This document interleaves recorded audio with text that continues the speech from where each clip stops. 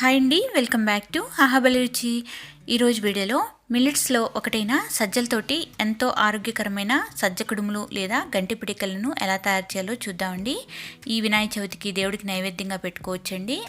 ఈ వినాయక చవితికే కాదండి, మనం ఎప్పుడు కావాలంటే అప్పుడు చాలా ఆరోగ్యకరమైన ఈ సజ్జ కుడుములు చేయటం వల్ల పిల్లల ఎముకలకి, ఆడవాళ్ళ రక్తహీనత ఉన్న వాళ్ళకి, అలాగే బీపీ, షుగర్ అన్ని కంట్రోల్లో ఉండటానికి ఈ సజ్జలు చాలా ఉపయోగపడతాయండి. మెచ్యూర్ అయిన ఆడపిల్లలకి, అలాగే గర్భిణీ స్త్రీలకు, అలాగే బాలింతలు ఇటువంటి ఆహారం తీసుకోవడం వల్ల చాలా ఆరోగ్య ప్రయోజనాలు ఉంటాయండి. మరి ఎన్నో ఆరోగ్య ప్రయోజనాలు ఉన్నాయి ఈ సజ్జ కుడుములు ఎలా తయారు చేసుకోవాలో చూసేద్దామండి. ముందుగా 1 కప్పు వరకు నేను ఇక్కడ సజ్జలను తీసుకున్నానండి. ఈ సజ్జల్ని ఒక గిన్నెలోకి వేసుకోవాలి. వీటిలో నీళ్లు పోసి ఒక 2 సార్లు శుభ్రంగా కడగాలండి. కడిగిన తర్వాత రాళ్ళు ఏమైనా ఉంటే గాలించి తీసుకోవాలి.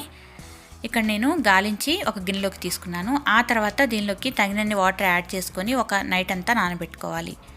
ఒక నైట్ అంతా నానిన తర్వాత ఇలా ఉన్నాయండి. ఇప్పుడు వీటిలో నుంచి వాటర్ మొత్తం తీసేసుకోవాలి. వాటర్ లేకుండా ఫిల్టర్ చేసుకోవాలి. ఇలా మొత్తం వాటర్ తీసేసుకున్నాక వీటిని ఒక అరగంట సేపు ఫ్యాన్ కింద ఆరబెట్టుకోవాలండి. ఎండలో ఆరబెట్టాల్సిన అవసరం లేదు, నీళ్ళలోనే ఒక అరగంట ఆరబెడితే సరిపోతుంది.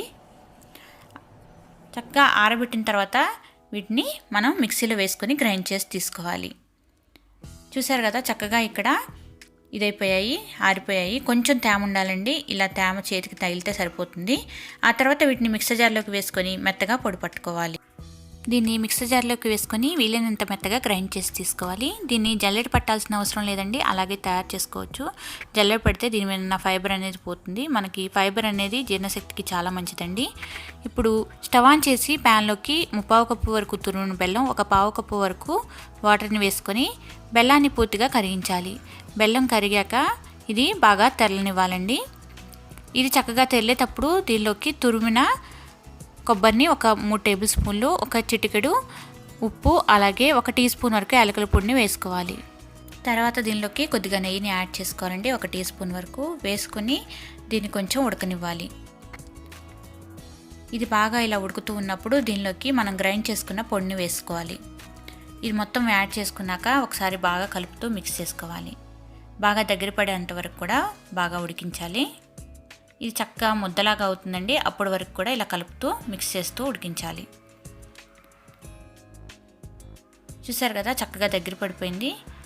ఇలా చక్కగా దగ్గర పడ్డాక స్టవ్ ఆఫ్ చేసేసుకోవాలండి. ఆఫ్ చేసుకొని వెంటనే ఒక గిన్నెలోకి తీసుకోవాలి. దీన్ని కొంచెం గోరువెచ్చగా అయ్యేంత వరకు వదిలేయాలండి. ఇది కొంచెం గోరువెచ్చగా అయ్యాక చేతితోటి బాగా కలుపుకోవాలి. ఇక్కడ చూపించిన విధంగా చక్కగా కలుపుకున్నాక కొద్దిగా పిండిని తీసుకొని ఇక్కడ చూపించిన విధంగా ఫస్ట్ గుండ్రంగా చేసుకొని తర్వాత ఇలా పొడవుగా చేసుకొని పిడికిలతోటి ఇలా ఒత్తుకోవాలి. చక్కగా పిడికిల షేప్లో వస్తుందండి మనకి. మీరు కావాలంటే గుండ్రంగా కూడా చేసుకోవచ్చండి, రౌండ్ బాల్స్ లాగా కావాల్సిన షేప్లో చేసుకోవచ్చు. ఇలా అన్నీ తయారు చేసుకొని ఒక ప్లేట్లోకి పెట్టుకోవాలి. ఇలా ప్లేట్లోకి తీసుకొని అన్నీ రెడీగా పెట్టుకోవాలండి. ఇప్పుడు స్టవ్ మీద నేను ఇక్కడ ఆవిరికి ఉడికించడానికి కింద నీళ్లు పోసుకున్నానండి. ఆ తర్వాత దీనిపైన ఒక ప్లేట్ పెట్టుకున్నాను, దానికి నెయ్యి అప్లై చేస్తున్నాను. మీరు కావాలంటే ఇడ్లీ పాత్రలో ప్లేట్లకి చక్కగా నెయ్యి రాసుకొని వాటి మీద పెట్టుకోవచ్చండి. మనం ఇడ్లీ ఎలా అయితే ఉడికిస్తామో వీటిని కూడా అలాగే ఉడికించుకోవాలి. మీడియం ఫ్లేమ్లో ఒక 15 నిమిషాలు ఉడికిస్తే చక్కగా ఉడికిపోతాయండి ఇవి. మూత పెట్టేసుకొని ఇప్పుడు చక్కగా వీటిని ఉడికించుకుందాం. ఒక 15 నిమిషాలు ఉంచితే చాలండి, ఇవి చక్కగా ఉడికిపోతాయి. 15 నిమిషాల తర్వాత నేను ఇక్కడ మూత తీసి చూస్తున్నానండి, చక్కగా ఉడికిపోయింది. ఎన్నో ఆరోగ్య ప్రయోజనాలున్న ఈ గంటి పిడికిళ్ళు తయారు చేసుకోవడం చాలా ఈజీ అండి, అలాగే చాలా టేస్టీగా కూడా ఉంటాయి. పిల్లలకి హెల్తీగా అప్పుడప్పుడు ఇలా చేసి పెడితే చాలా బలంగా ఉంటారండి. మీకు కూడా ఈ రెసిపీ నచ్చినట్లయితే లైక్ చేయండి, షేర్ చేయండి, కామెంట్ చేయండి. మరిన్ని వెరైటీ అండ్ టేస్టీ రెసిపీస్ కోసం మన ఛానల్ని వెంటనే సబ్స్క్రైబ్ చేసుకొని పక్కనే ఉన్న బెల్ ఐకాన్ని కూడా క్లిక్ చేయండి. Thank you for watching.